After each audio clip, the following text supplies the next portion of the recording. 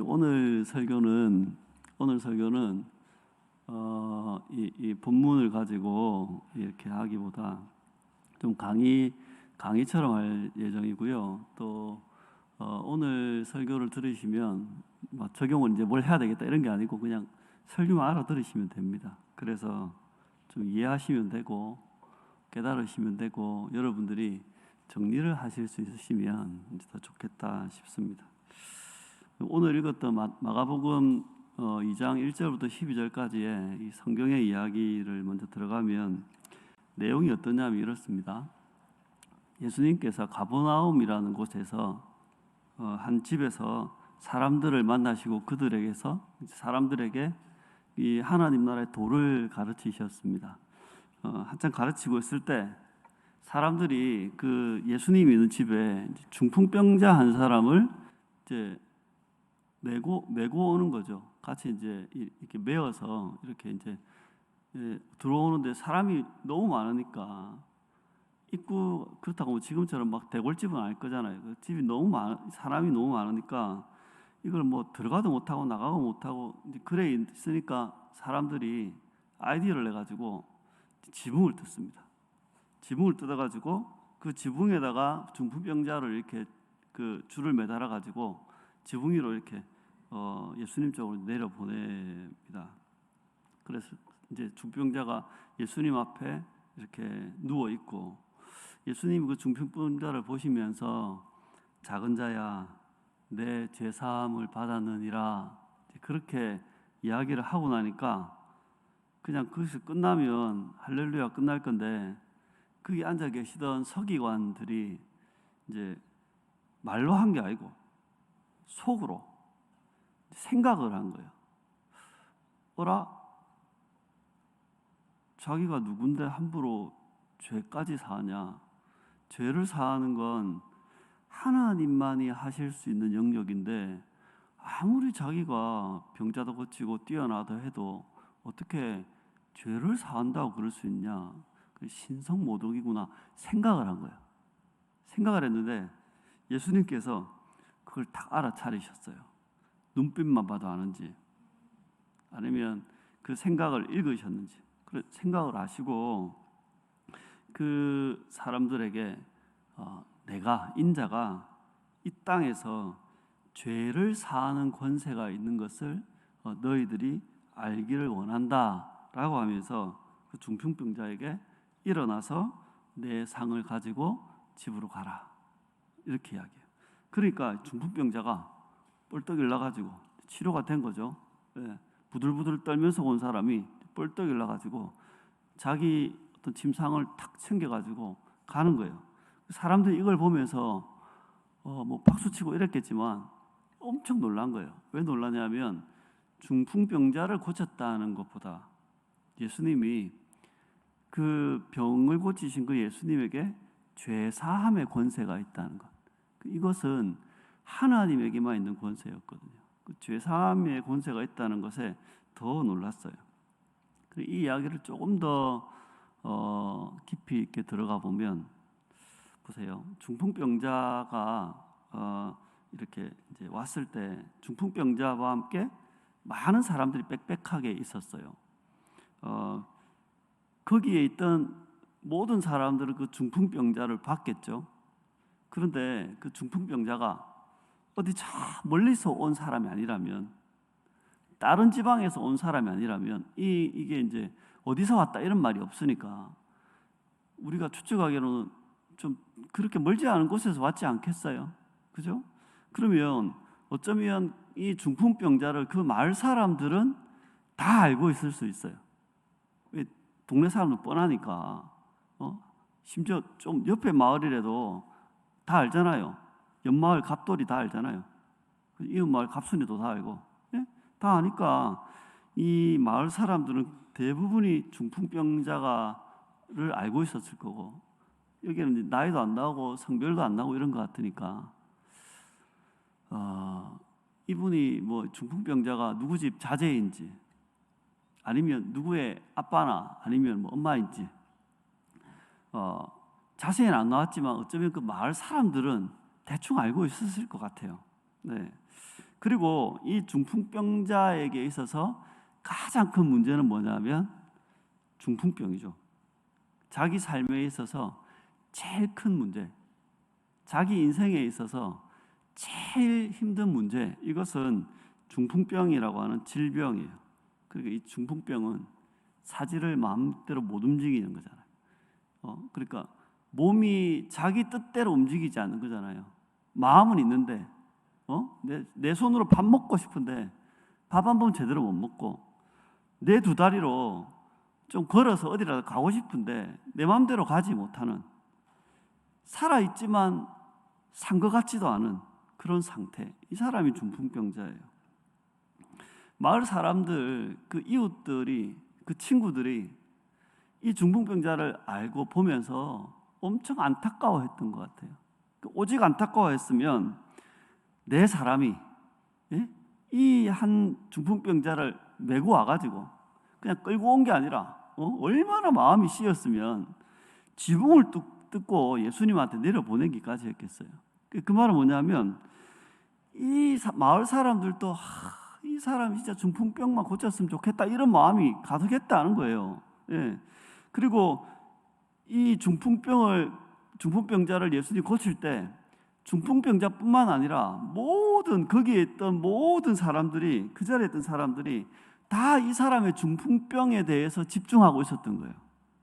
예수님이 진짜 중풍병자의 이 병을 고쳐주실까? 혹 못 고쳐주실까? 그게 온통 집중해가지고 모든 사람은 그 병에, 그 질병에 다 집중해 있었던 거예요. 근데 이제 이 중풍병자를 고치셔야 되는 예수님은 사람들이 그렇게 중요하게 여기는, 이 병자가 그렇게 중요하게 여기는 그 질병, 중풍병에는 크게 보지 않으신 거예요. 오히려 예수님은 그 사람에게 무슨 이야기를 하냐면 작은 자야 내 죄사함을 받았다 라고 했으니까, 예수님은 그 질병을 고치는 문제보다 죄의 문제를 더 크게 보셨다는 거예요. 예수님은 이 질병을 고치는 것보다 죄 문제를 해결하는 것이 이 사람에게는 더 중요한 문제라는 거예요.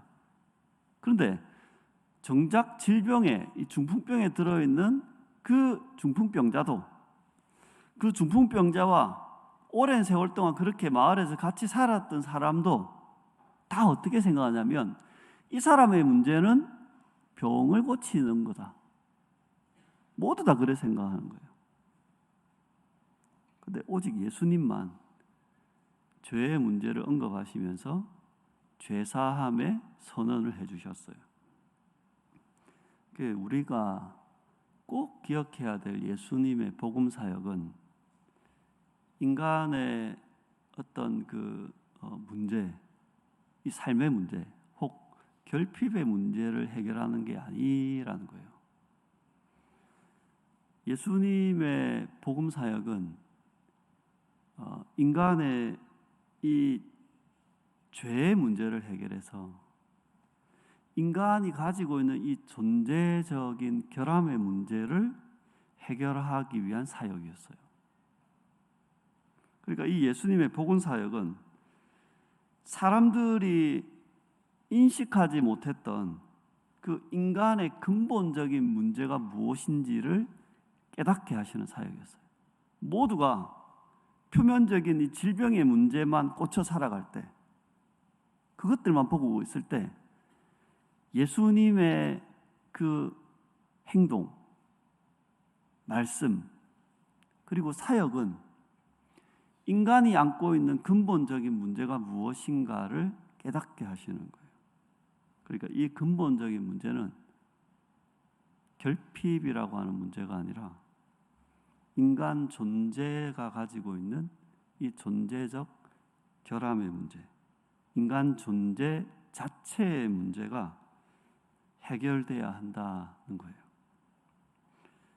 복음의 은혜를 입은 우리들에게 일어나는 이 특별한 은총 같은 게 뭐냐면 이 세상과 인생에 대한 그 진짜 문제를 보기 시작한다는 거예요.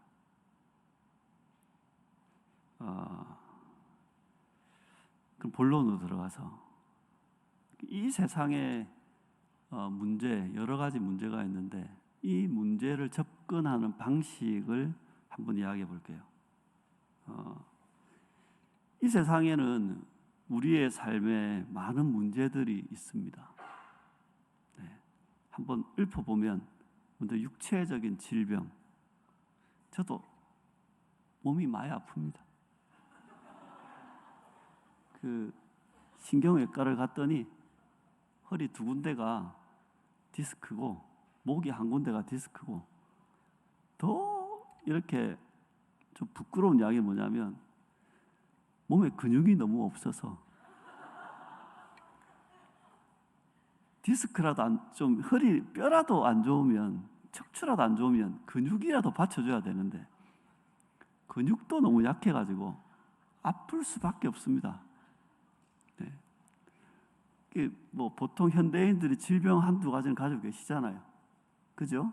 우리가 대놓고 말을 안 했지 뭐 다 뭐 약 드시는 거 좀 있잖아요. 네, 저희 아내도 고혈압 약 먹고 있고요. 네. 그리고 뭐 저희 교육자분들 중에서도 고혈압 약 먹고 있는 분도 있고, 그 다음에 보기에 멀쩡해도 이렇게 이렇게 뼈대가 문제가 있는 분도 있고, 또 속병이 있는 분도 있고 이렇잖아요. 그죠? 그리고 육체적인 질병들, 그리고 이런 거는 그냥 진짜 평생 안고 살아야 되는 저처럼 이런 것도 있지만 갑자기 이렇게 아픈 질병이 걸린 분도 있잖아요. 그죠? 그래서 집중적인 치료를 해야 되고, 또 우리가 현대인들이 많이 또 이렇게 또 고통당하시는 암이라든가 이런 부분이 있잖아요. 초기에 많이 발견을 하고 있지만 많이 완치되고 있지만 그래도 우리가 그것들에 대해서 많이 힘들어 하잖아요. 그죠? 네. 그다음 정신적인 질병들. 네. 그러니까 정신질환들이 엄청 많거든요. 네. 미국에 이렇게 질병, 그러니까 정신의학적 질병을 설명해 놓은 책이 DSM-5 책이 있어요. 그 보면 책이 성경책만 해요. 그 말은 뭐냐면 진짜 이 병리적 현상들이 많다는 거예요. 현대인들에게. 그것들을. 네. 그래서 우리가 흔히 주변에 보는 좀 정신이 좀 이상한 것 같아. 그런 사람도 얼마나 많아요. 괜히 아무나 때리고 불 지르고, 예? 운전하다 보면 또라이들 진짜 많아요.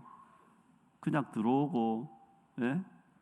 창문 열고 소리 크게 하고 그냥 들어오고, 창문 밖으로 팔 꺼냈는데 문신 있고, 이러면 진짜 무서워서 운전도 못하겠고 성질 나가 따라가려 할 때 차 성능이 안 되고. 그리고 우리의 어떤 별 문제가 없는데도 정서적으로 만성적인 불안에 이렇게 사는 사람들이 많아요. 어쩌면 우리 인간 자체가 이런 존재적인 불안 가운데서 살고 있는 게 아닌가. 네.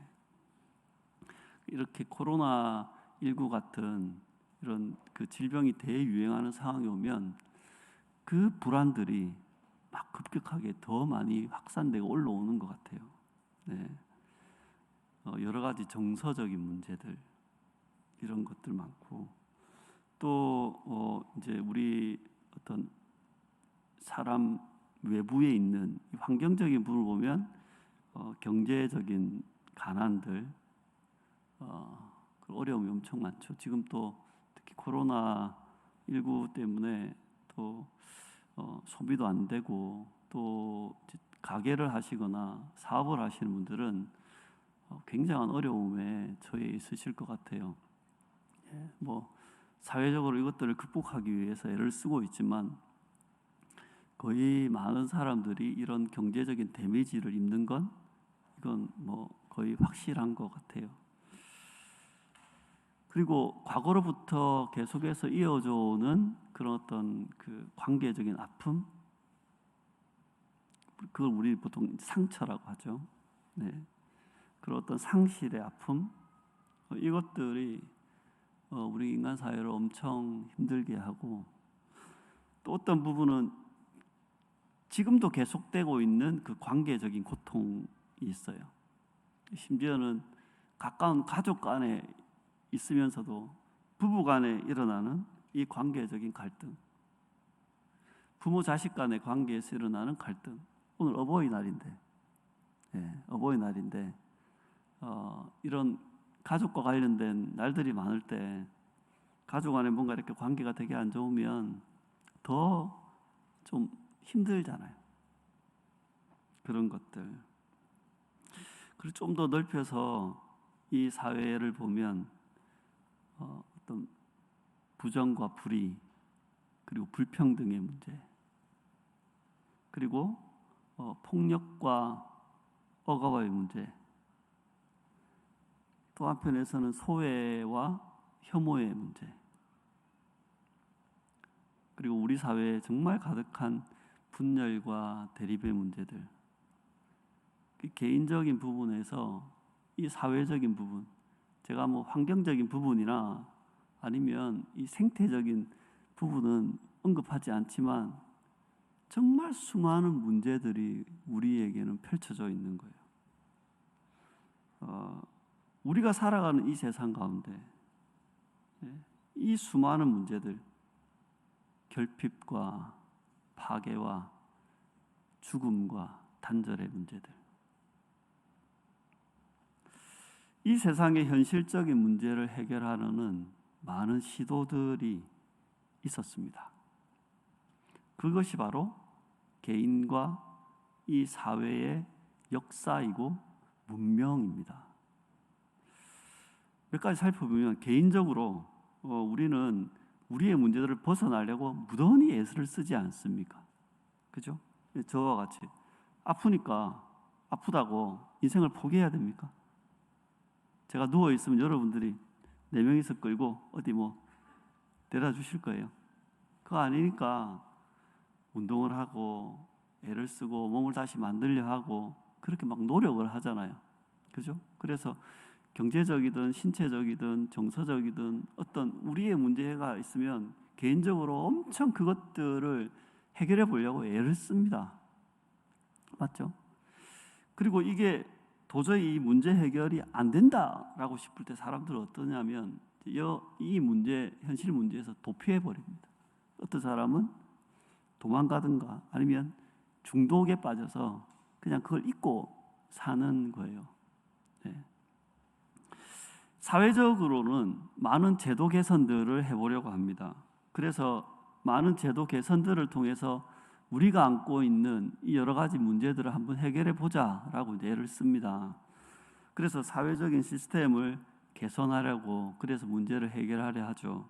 그것들이 정치적인 제도, 그다음에 법률, 그다음에 복지제도, 사회적 어떤 안정망 같은 것들, 그런 것들을 막 이렇게 뭔가 좀 개선을 해서 해보자 이러고 애를 쓰고 있는 거잖아요.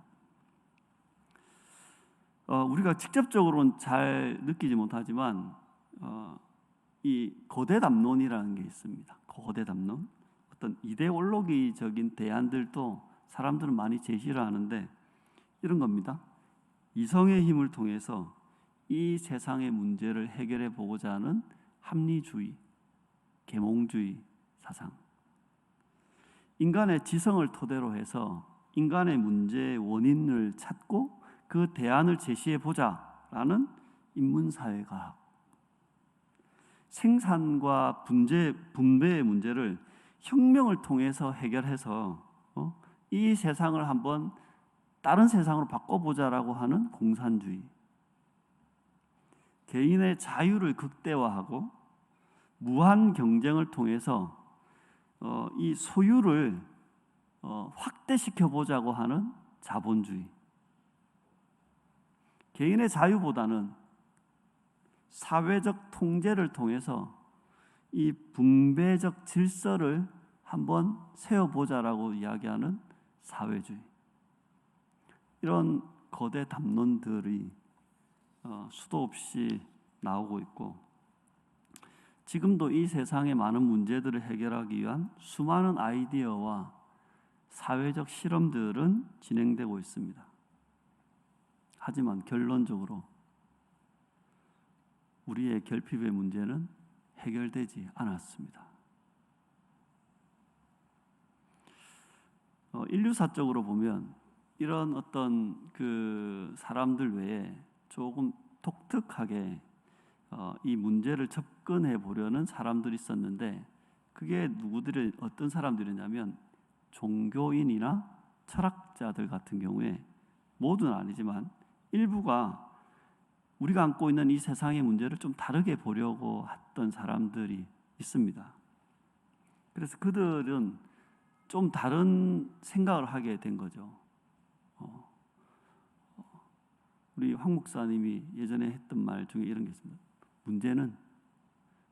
문제가 무엇인지 모르는 게 문제다 라는 말을 했잖아요. 이 종교인들과 철학자들에게 있었던 어떤 그 번뜩이는 깨달음 같은 건 이런 거였습니다. 결핍과 파괴와 이 죽음과 단절의 문제는 어쩌면 우리가 가지고 있는 문제의 본질이 아니라 어쩌면 우리가 가지고 있는 핵심 문제의 또 다른 증상일 뿐이다 라는 거예요. 그게 뭐한 말이냐면, 진짜 핵심 문제는 이 수많은 문제를 일으키는 인간 자체가 문제라는 거예요. 진짜 문제는 이 인간의 결함에 있다는 거예요. 따라오세요? 머리가 터질 것 같아요. 네. 이 존재적 결함을 해결하려는 여러 가지 시도들이 우리들에게 있었어요. 어떤 거냐면, 크게 한 3가지 정도로 생각해 보면, 첫 번째는 소유를 통해서 특별한 존재가 되고자 하는 바람이었어요. 그러니까 가짐을 통한 해결책이죠. 그러니까 상대적으로 더 많은 소유를 가짐으로 상대적 우위에 내가 있어 보겠다라는 거예요. 그러니까 비교 우위를 통한 특별한 존재가 되어 보겠다.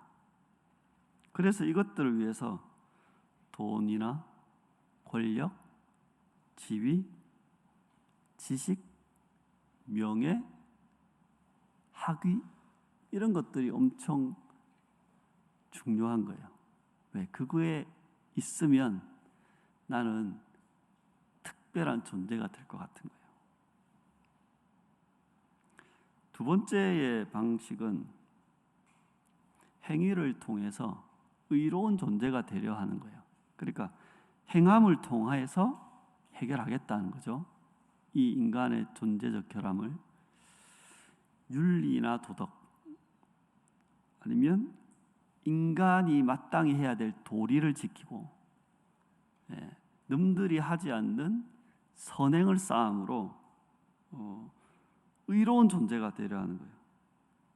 사회적 규범뿐만 아니라 자기를 의롭게 할 수 있는 그 행위를 통해서 자신이 흠이 없는 완벽한 사람이고자 하는 거예요. 세 번째는 깨달음을 통한 초월적 존재가 되려는 거예요. 이것은 깨달음을 통한 해탈에 이르는 겁니다. 도나 아니면 수양, 수행, 참선 혹은 초월 경험을 해보려는 거예요.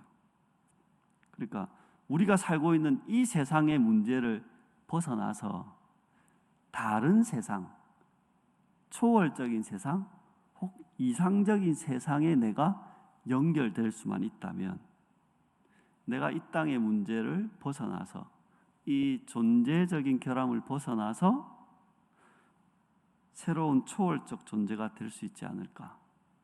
불교는 그걸 해탈이라고 하겠죠. 그러니까 현실 세계를 초월해서 이상 세계에 진입하는 그 합일의 경지에 이르는 것. 그런데 아무도 이 존재적 결함을 해결한 사람은 아직 나오지 않았습니다.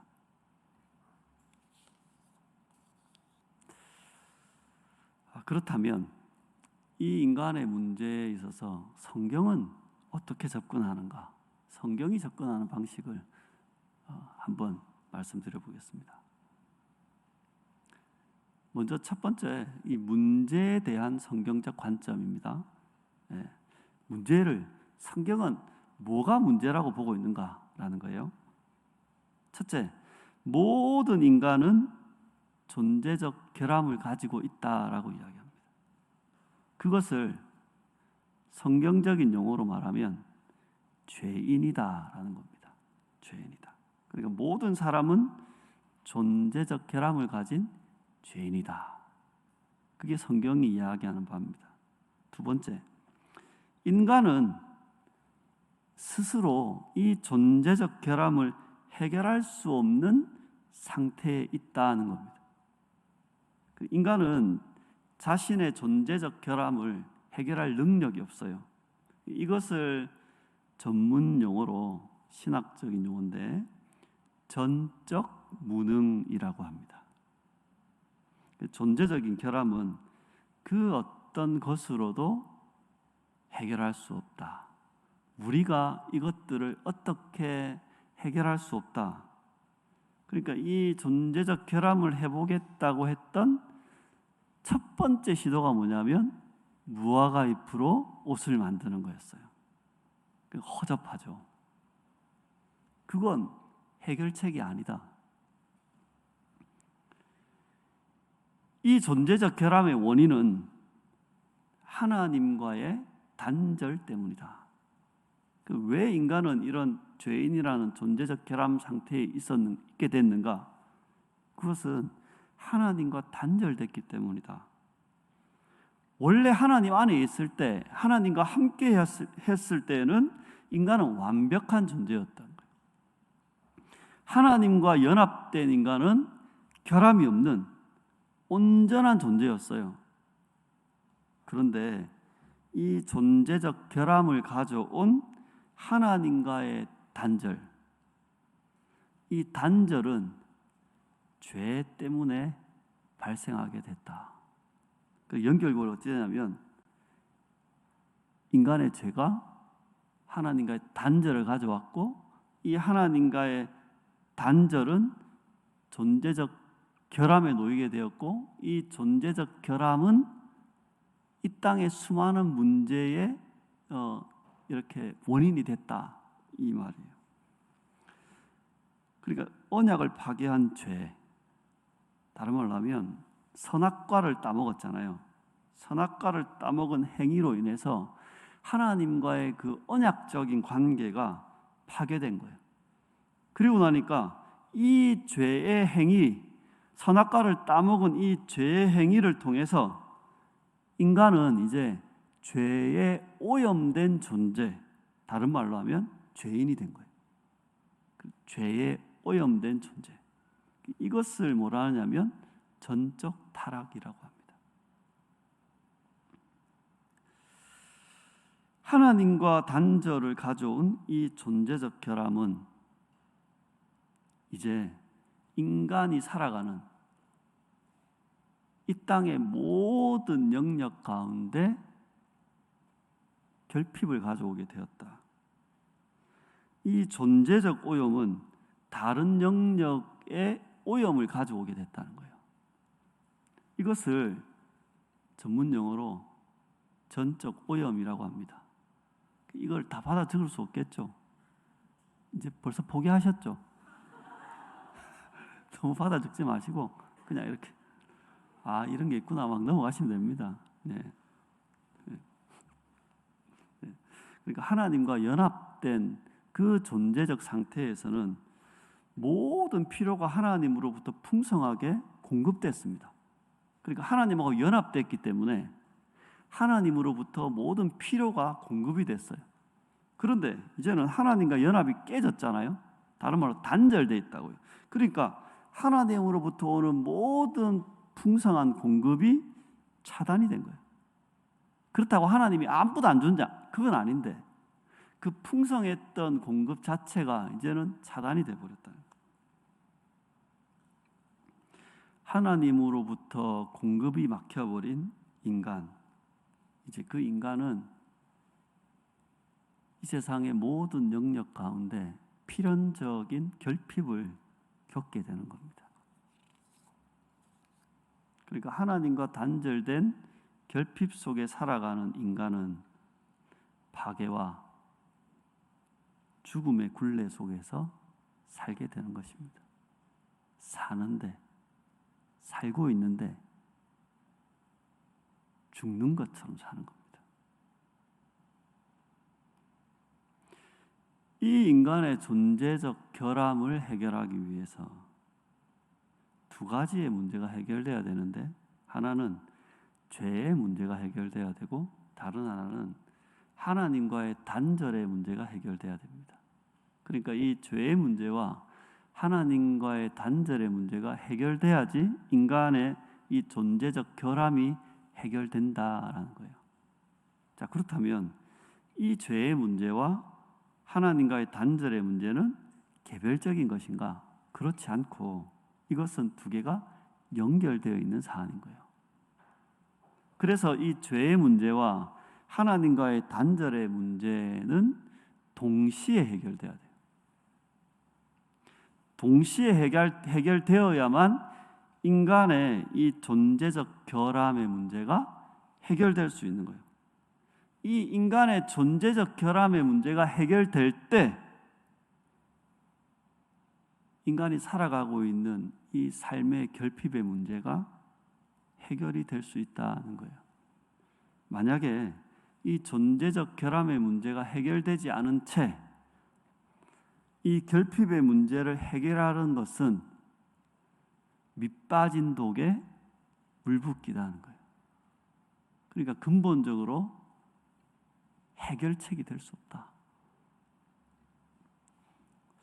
그렇다면 성경이 엄청 중요하게 여기는 죄의 문제에 대해서 간단하게 살펴보면, 첫 번째, 이 죄한 게 어떤 의미인가 간단하게 설명하면 이런 겁니다. 죄는 하나님을 벗어난 상태 혹은 무관한 상태를 말합니다. 죄의 본질은. 그러니까 하나님하고 무관한 상태, 하나님을 벗어난 상태, 그게 죄의 상태입니다. 그리고 거기에다가 이 하나님을 벗어났거나 무관한 상태에서 행하는 모든 것들을 죄라고 합니다. 그러니까 죄의 개념에는 하나는 하나님과 무관한, 하나님과 관계없는 상태라는 것과 그 상태에서 벌어지는 수많은 행위들이 죄다는 거예요. 그래서 우리 담임 목사님을 통해서 우리가 먹는 것도 죄고 잠자는 것도 죄고 공부하는 것도 죄고 일하는 것도 죄고, 왜 그렇게 설명이 되는가? 그러니까 하나님과 무관한 상태에서 하는 아무리 선한 일도 죄인 거예요. 그냥 하나님하고 관계없는 그 상태 자체가 그냥 죄인 거예요. 내가 1000명의 사람을 건졌다고 해도 하나님과 무관한 상태에 있을 때 했던 그 일은 죄인 거예요. 이 세상을 구하는 그런 선행을 했다 할지라도 하나님과 관계없는 상태에 있었던 그 일은 죄인 겁니다. 그게 죄의 의미입니다.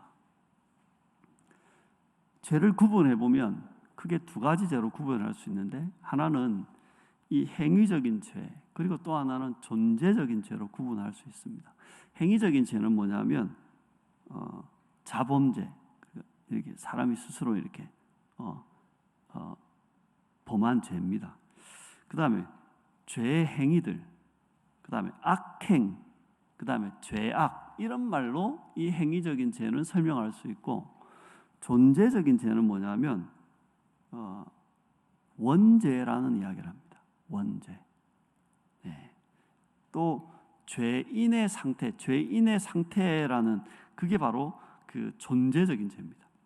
그러니까 죄인이라는 말 자체가 뭐냐면 존재적인 죄를 가지고 있다는 거예요. 그러니까 존재적인 오염을 가진 어떤 그 상태, 이걸 이제 죄인이라는 거예요. 그러니까 이 죄를 생각할 때도 뭘 행위만 가지고 이야기해서는 안 되고, 인간이 죄의 상태에 있는 그 존재로서의 어떤 죄를 더 깊이 보셔야 됩니다. 깊이. 그 일반 사회에서는 인간 자체에 대해서 뭐랄까요, 중립적인 그 위치를 가지거든요. 특별히 죄인이라고 보지 않아요. 언제 죄인으로 보느냐면 범죄 행위를 했을 때 죄인으로 보죠. 근데 성경은 이 원죄, 죄인이라는 그 말 속에 인간의 존재적인 죄를 이미 이야기하고 있는 거예요. 죄의 메커니즘은 이렇게 이루어집니다. 그러니까 행위적인 죄로 인해서, 그러니까 이 악행으로 인해서 사람이 죄인이 되는 게 아니라 이 존재적인 죄성, 그러니까 이 죄인됨으로 말미암아서 인간이 행위적인 죄를 저지르고 산다는 거예요. 그러니까 행위가 존재를 만드는 게 아니라 존재로부터 그 행위가 나온다는 거예요. 한번 보세요. 열이 나서 코로나가 되는 게 아니잖아요. 기침을 해서 코로나가 아니잖아요. 코로나균이 있어서 열이 나고 기침을 하는 거잖아요. 그죠? 그런 것처럼 이 죄의 행위를 통해서 우리가 어떤 그 결함을 가진 존재가 되는 것이 아니라 이미 존재적 결함을 가졌기 때문에 하는 일이 죄악을 행한다는 거예요. 그러니까 이 인간의 행위를 보면, 인간이 무슨 일을 행하고 있는가를 보면 인간이 죄인이구나라는 걸 알게 되는 거예요. 그런데 문제는 뭐냐면 이 사회에서는 그 행위를 측정하는 기준이 없다는 거예요. 그래서 하나님이 인간의 행위를 측정할 수 있도록 그 기준을 내려줬어요. 그게 뭐냐면 율법이라는 거예요. 봐봐, 이 율법을 통해서 보면 인간이 얼마나 많은 죄를 짓는지 알겠지. 그러니까 인간은 죄인인 거야 라는 이야기예요. 이 죄의 결과들은 어떠냐면 우리가 살아가는 인간 세계의 이 현실을 그대로 반영합니다. 크게 세 가지인데, 하나는 죄 때문에 하나님하고 단절되어 있습니다. 그냥 단절되어 있다는 게 그냥 사이가 안 좋다, 아니 끊어졌다, 이게 아니라 이제 적대적이 됐다는 거예요. 적대적이면 걸리면 어찌 됩니까? 죽어요. 잡히면 죽는 거예요. 그게 적대적 관계죠. 예. 그리고 이 하나님과의 단절, 그 다음에 이 적대적 관계는 그 이후로 모든 결핍을 가져오게 되는 겁니다. 그리고 하나님하고 단절되어 있고 하나님하고 적대적이니까 어떻게 해요? 하나님으로부터 제대로 된 공급이 없겠죠. 그러니까 어떻게 해요? 다 뭐가 문제를 일으키고 모자란 거예요. 그리고 더 무서운 건 이 하나님과 적대적 관계에 있는 죄의 상태는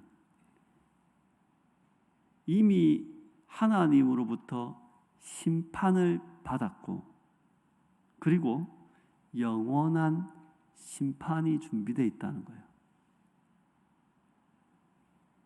죄 가운데 있는 것도 억울하고 하나님과 단절된 것도 억울하고 결핍투성이로 사는 것도 억울한데, 더 무서운 건 뭐냐면 이미 그 인간이 하나님으로부터 심판을 받은 상태고 영원한 심판으로 결정나 있다는 거예요.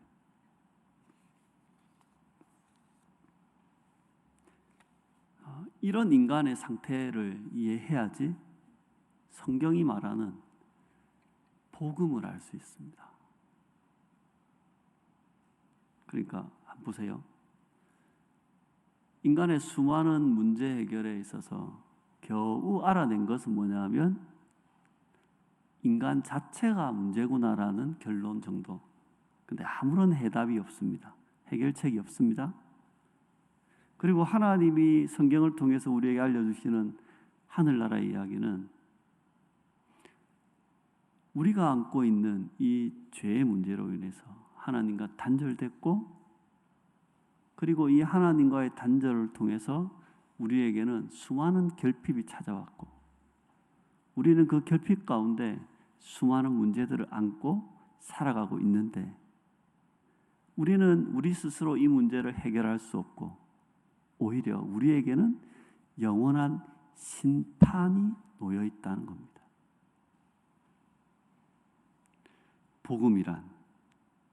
복음은 이 인간의 이 근본적인 문제에 대한 해결책입니다. 어떤 거냐면 복음은 인간의 근본적인 문제를 해결하는 것입니다. 인간의 근본적인 문제는 존재적 결함의 문제를 해결하는 거예요. 이 존재적 결함의 문제를 해결하기 위해서는 죄의 문제가 해결돼야 되는 겁니다. 이 인간의 근본적인 문제를 해결하기 위해서는 죄의 문제를 해결함과 동시에 하나님과의 단절을 다시 연합 관계로 회복시켜야 되는 겁니다. 이게 인간에게 필요한 근본적인 문제 해결입니다. 그런데 이 인간의 근본적인 문제 해결을 그리스도의 십자가와 이 죽으심과 부활의 사건을 통해서 해결했다라는 게 복음의 이야기입니다. 그리고 그리스도의 죽으심과 부활은 인간의 근본적인 문제를 해결하는 사건이었다. 그러니까 이 그리스도의 죽으심과 부활은 죄 문제를 해결하는 구원 사건이고, 죄 문제를 해결하신 대속과 속량의 사건인 겁니다. 로마서 3장 23절과 24절에는 이렇게 되어 있습니다. 모든 사람이 죄를 범하였음에 하나님의 영광에 이르지 못하더니 그리스도 예수 안에 있는 속량으로 말미암아 하나님의 은혜로 값없이 의롭다 하심을 얻은 자 되었느니라. 의롭다 하심을 얻은 자니까 이 존재적 결함을 해결받은 자가 되는 거예요. 이 그리스도의 죽으심과 부활을 믿는 이들, 그러니까 하나님의 방법은 이 그리스도의 죽으심과 부활을 믿는 이들에게 죄 문제가 해결된다는 거예요. 그러니까 이 그리스도의 죽으심과 부활이라고 하는 그 사실, 팩트죠. 그 사실을 믿어야 돼요. 사실을. 근데 사실만 믿는 게 아니라 그 사실이 담고 있는 의미를 믿는 거예요. 사실은 귀신도 믿어요. 그런데 진짜 믿음은 이 그리스도의 십자가와 부활의 사건이 죄에 대한 우리의 죄 문제를 해결하는 대속의 사역이다라는 걸 믿는 것이 진짜 믿음이에요. 에베소서 1장 7절에는 이렇게 되어 있습니다. 우리는 그리스도 안에서 그의 은혜의 풍성함을 따라 그의 피로 말미암아 속량 곧 죄 사함을 받았느니라. 죄의 문제가 해결된 사람만이 하나님과의 이 관계가 회복되는 거예요. 그러니까 더 이상 이 죄의 문제가 해결된 사람, 다른 말로 하면 그리스도의 대속을 믿는, 십자가와 부활을 통한 그리스도의 대속을 믿는 사람은 이제 이 존재적인 결함의 문제가 해결되고 하나님과의 단절의 문제가 해결되는 이 죄의 문제가 해결함을 받았다는 거예요. 그러면 이 사람은 더 이상 하나님하고 적대적인 관계가 아닙니다. 이 사람은, 죄의 문제가 해결된 이 사람은 하나님과 이제 언약적인 관계, 연합의 관계가 이루어지는 겁니다. 그래서 베드로전서 2장 10절에는 이렇게 이야기합니다. 너희가 전에는 백성이 아니더니 이제는 하나님의 백성이요, 전에는 긍휼을 얻지 못하였더니 이제는 긍휼을 얻은 자니라. 죄의 문제가 해결되고 하나님과의 언약적 관계가 회복된 사람을 하나님은 이제 특별한 존재로 여겨주십니다. 우리도 하나님이 여기시는 그 특별한 존재로 스스로 여길 줄 알아야 됩니다. 이 특별한 존재를 나타내는 여러 가지 단어가 있는데 대표적인 단어가 의인이라는 단어입니다. 의인. 이 의인이라는 단어는 의롭게 된 자, 의롭다함을 입은 자, 의인. 이것은 우리가 이제 보통 죄가 있다 없다라는 걸 결판을 내리는 건 법원에서 하잖아요. 그러니까 법정적 의미에서의 의인은 뭐냐면 죄가 없다는 선언입니다. 근데 이 법정적 의미로서의 의인뿐만 아니라 우리가 잘 새겨야 되는 건 뭐냐면 이 관계적 의미에서의 의인. 이건 뭐냐면 이제 하나님하고 샬롬의 관계가 만들어졌다. 연합의 관계가 만들어졌다. 하나가 되었다라고 하는 의인입니다. 그리고 우리가 많이 들었던 하나님의 백성이라는 단어. 이것도 특별한 존재를 나타내죠. 하나님의 자녀라는 단어. 그리스도의 몸된 교회라는 단어. 성령의 전이라는 단어. 이 모든 것이 우리가 이제는 특별한 존재가 되었다는 이야기예요. 그뿐만 아니라 좀 더 나가서 공동체적인 어떤 존재로서 에베소서에는 보면 새로운 인류라고 합니다. 그러니까 하나님이 아담을 통해서 만들었던 그 새 인류처럼 그리스도 첫 아담 대신, 두 번째 아담 대신은 그리스도를 통해서 만들어진 새 인류. 한국인, 중국인 이런 거 말고 새 인류. 그리고 우리 이 공동체를 향해서 새 언약의 예수 제자 공동체라는 겁니다. 그러니까 이 죄 문제가 해결되고 하나님과의 언약적 관계가 회복된 특별한 존재, 그게 바로 믿는 자 우리들이거든요.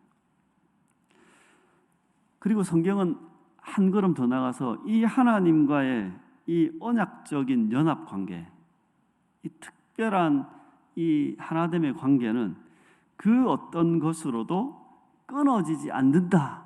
안심해라. 옛날 에덴 동산처럼 다시 뒤집어지지 않는다. 그 이야기를 하세요. 그래서 로마서 8장 38절과 39절에 보면 내가 확신하노니 사망이나 생명이나 천사들이나 권세자들이나 현재일이나 장래일이나 능력이나 높음이나 깊음이나 다른 어떤 피조물이라도 우리를 우리 주 그리스도 예수 안에 있는 하나님의 사랑에서 끊을 수 없으리라. 이게 바로 관계입니다.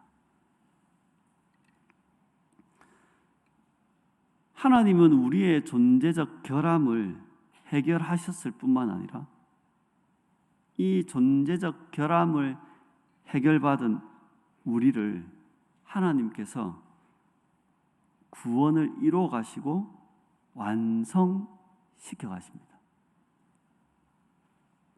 그래서 우리의 삶의 이 모든 영역들을 합력하여서 이 구원을 향한 선을 이루어 가신다는 게 로마서 8장 28절입니다. 하나님의 은혜를 입어 구원받은 사람, 우리가 그 하나님의 은혜를 입어서 구원을 받았잖아요.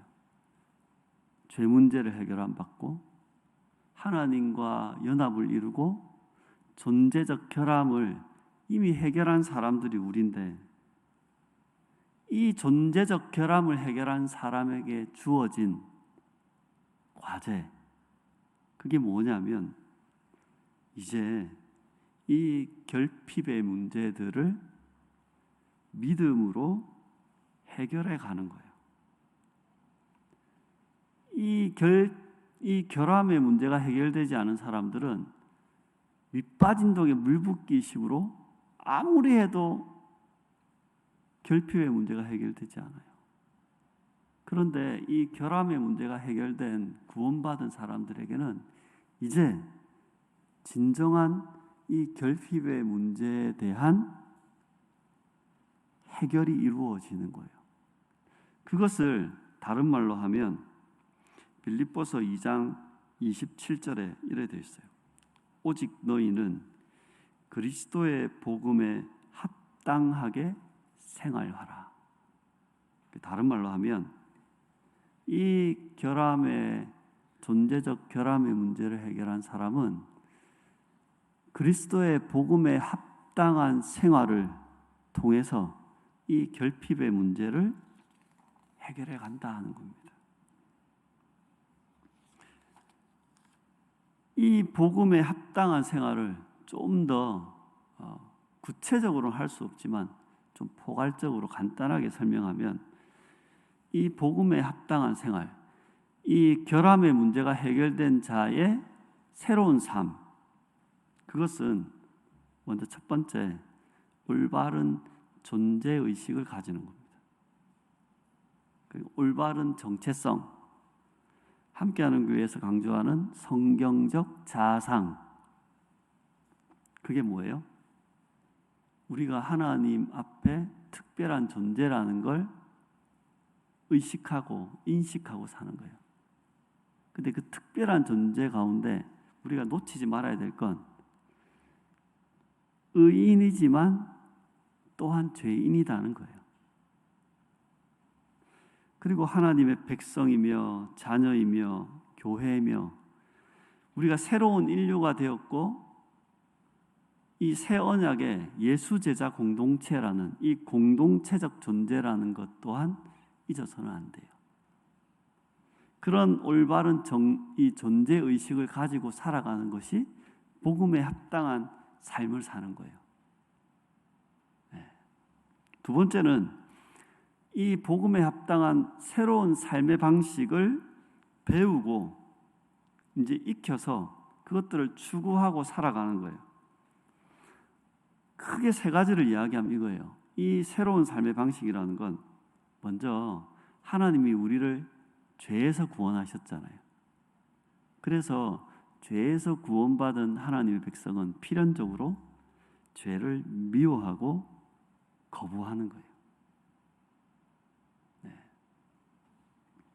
그리고 두 번째는 우리가 살아가는 이 땅의 풍조, 이 땅의 가치관, 이 땅의 삶의 방식들을 저항하는 거예요. 거기에 휩쓸려 살지 않고 저항하는 거예요. 그리고 하나님의 창조 질서가 무엇인지를 알아서, 찾아서, 배워서, 깨달아서 이 하나님의 창조 질서에 순응하고 그것들을 추구하며 사는 것이 새로운 삶의 방식이에요. 두 가지를 했어요. 하나는 이 올바른 존재의식을 가져야 된다. 두 번째는 새로운 삶의 방식을 배우고 추구해야 된다. 그리고 세 번째, 잊지 말아야 될 건 이러한 새로운 삶의 방식을 살아갈 때 장애물이 있다는 거예요. 한 목사님의 자주 쓰이는 뚫어청 안 된다 이거예요. 새롭게 살아가려 하는데, 이제 다르게 살려 하는데 반드시 장애물이 있다는 거예요. 어떤 거냐면 환경적인 어려움도 있고 환난도 있고 핍박도 있어요. 이거 외적인 문제들. 그리고 우리 안에 이 내적인 장애물들이 뭐냐면 갈등하고, 또 이 세상의 유혹들 가운데서 우리가 흔들리고 가치관이 충돌하고 우리 안에 옛사람과 새사람이 싸우는 일들이 장애물로 작용하는 거예요.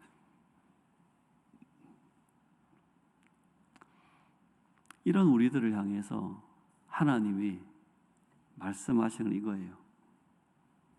이제 너희들이 이 결핍의 삶에 허덕이면서 사는 것이 아니라 나는 나의 백성이, 나의 아들, 딸들이 내가 마련한 이 풍성한 삶을 누리길 원한다. 하나님과 단절된 그 죄의 문제에 갇혀 있는 존재적 결함 가운데 있는 모든 인간이 안고 있는 이 결핍의 문제가 아니라, 거기 시달리며 사는 게 아니라, 하나님은 이제 이 새로운 인류, 새 공동체를 향해서 나는 너희들이 풍성한 삶을 살기 원하고 너희들을 그곳으로 나는 초대하노라 라는 이야기를 하는 거예요. 하나님은 여러분을 향해서 새로운 삶으로 초대하고 있는 거예요. 그게 바로 신앙생활이에요. 부족함이 없는 그 풍요로운 삶. 남들보다 더 가졌기 때문에 풍요한 게 아니라 하나님으로부터 온전한 공급을 받고 살아가는 풍요로운 삶. 관계적 결핍 속에 허덕이는 것이 아니라 이제 하나님과의 관계에서 시작된 이 샬롬의 관계가 우리와 함께 있는 수많은 사람들로부터 이어지는 이 행복한 삶. 하나님은 거기에 우리를 초대하시는 거예요. 하나님은 여러분이 행복하게 살기를 원하세요. 많은 사람들이 내가 왜 사는지, 내가 살아가는 삶의 의미를 모르겠다라고 말할 때 하나님 우리를 향해서 살아가야 될 이유, 살아갈 의미를 알려주시는 거예요. 하루하루 사도 바울의 고백처럼 내가 죽어도 이제는 주를 위해 살고, 죽어도 주를 위해 죽고 살아도 주를 위해 사는 것 같아요. 그래, 나의 하루하루는 어떤 처지에 있든 어떤 상황에 있든 우리의 오늘은 의미가 있다는 거예요. 그게 하나님 안에 주어진 의미 있는 삶으로의 초대입니다. 그리고 하나님은 하나님의 백성에게 뭐가 진짜 가치 있는지를 가르쳐 주세요. 그래서 그 가치 있는 것들을 추구하며 살게 해주세요. 그리고 그 가치 있는 것을 추구하는 삶의 열매를 맛보게 해주세요. 그래서 우리의 삶을 가치 있게 만들어 주세요. 하나님은 우리에게 이런 새로운 삶을 도전하고 계신 거예요. 초대하고 계신 거예요. 그게 여러분이 있는 신앙의 자리예요. 그게 하나님의 백성에게 주어진 복음에 합당한 자리이고, 이 세상 사람들이 알지 못하는 이 복음의 풍성한 삶이에요. 제가 오늘 정리를 해드린 것들, 정리를 하면 이겁니다. 우리가 살아가는 이 세상에 있는 수많은 문제들, 그리스도인이라면 다르게 볼 수 있어야 돼요. 다 모자란다고, 없다고, 아우성치고 힘들어 죽겠다고 할 때 그리스도인이라면 이게 우리 인간의 결핍이라는 문제가 아니라 인간의 존재적인 문제라는 걸 알아차릴 수 있어야 돼요. 그리고 이 인간의 존재적 문제가 해결된 그 복음의 은혜를 날마다 누려야 돼요. 왜? 우리는 해결할 수 없는 그 일을 하나님이 우리와 상관없이 이미 해결해 놓고 우리에게 그 자리를 주신 거잖아요. 그리스도의 십자가와 부활을 통한 이 구원의 은혜를 우리에게 이미 주셨잖아요. 그래서 우리가 존재적 결함을 해결한 사람, 특별한 존재, 그래서 이제 특별한 존재답게 새로운 삶, 특별한 삶으로 초대하고 있는 거잖아요. 그 옛날 예수님이 그 가브나움 마을에 사람들에게 알려주고자 했던 그 새로운 세상의 이야기. 오늘도 하나님은 이 땅을 살아가는 우리를 향해서 하늘의 이야기를 들려주는 겁니다.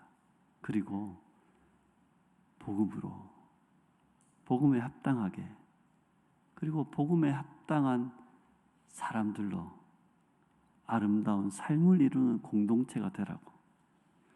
그렇게 새로운 삶을 살아가는 그 모습들을 이 땅의 사람들에게 들려주고 보여주고 이야기해 주라고.